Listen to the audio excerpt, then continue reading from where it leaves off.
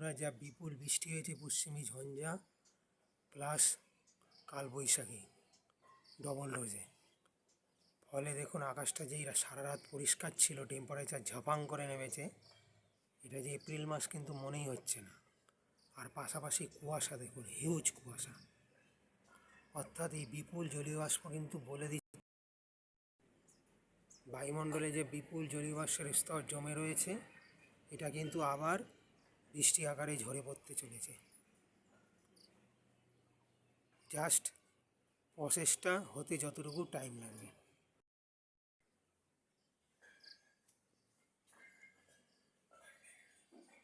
কুয়াশা ধোঁয়াশা সব মিলেমিশে একাকার এখন।